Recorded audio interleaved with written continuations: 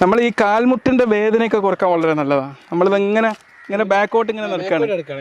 Reverse backing, retro backing എന്ന് പറയാം. നമ്മളിപ്പോൾ ഒരു സ്ഥലം നോക്കിയിട്ട് ആദ്യം ആ ഏരിയയിലെ സേഫ്റ്റി ഒക്കെ നോക്കണം. ഇങ്ങനെ പിന്നോട്ട് നടക്കുക. അത് നമ്മളെ ബാക്ക് പെയിൻ പിന്നെ ഇവിടുത്തെ മസിലുകളൊക്കെ ശക്തിപ്പെടുത്താൻ നല്ലതാണ്.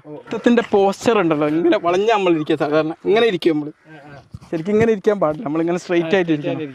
അപ്പോൾ നമ്മൾ ഈ ഒരു ബാലൻസ് ഇങ്ങനെ ബാക്കിലൂടെ നടന്ന് എടുക്കെടുക്കുക. ഒരു ദിവസം 2-3 മിനിറ്റ് ഞങ്ങളിങ്ങനെ ഫ്രണ്ടിലോട്ട് നടക്കുന്നതിന് പകരം ബാക്കോട്ട് നടന്നിട്ടുള്ള ഒരു എക്സസൈസ് ചെയ്യുകയാണെങ്കിൽ ഈ പോസ്ചർ ശരിയാവും. ഈ ജോയിൻസിലൊക്കെ പെയിൻ ഉള്ളവർക്കും ഈ ബാക്ക് റിവേഴ്സ് ബാക്കിംഗ് ചെയ്യുന്നതുകൊണ്ട് ഈ ജോയിന്റ് വേദനകളൊക്കെ കുറക്കാൻ സഹായിക്കുന്നത്. മുന്നോട്ട് ഇങ്ങനെ നടക്കുന്നതിനേക്കാളും പിറകോട്ട് നടക്കുമ്പോൾ നമുക്ക് കൂടുതൽ കലോറി കത്തിപ്പോകും. അപ്പോൾ വണ്ണം കുറക്കുന്നവർക്ക് നല്ലൊരു എക്സസൈസ് ആണ് റിവേഴ്സ് ബാക്കിംഗ്. പിന്നെ ഈ റിവേഴ്സ് റെട്രോ ബാക്കിംഗ് എന്ന് പറഞ്ഞാൽ അത് നമ്മൾ നല്ലൊരു കാർഡിയാക് എക്സസൈസ് ആണ്. പിന്നെ നമുക്ക് നമ്മളെ കോർഡിനേഷൻ, ഇത് കാരണം നമുക്ക് കുറച്ച് സൂക്ഷ്മത വേണമല്ലോ അങ്ങനെ ബാക്കോട്ട് നടക്കുമ്പോൾ. വെറുതെ നടക്കല്ലോ, ഇങ്ങനെ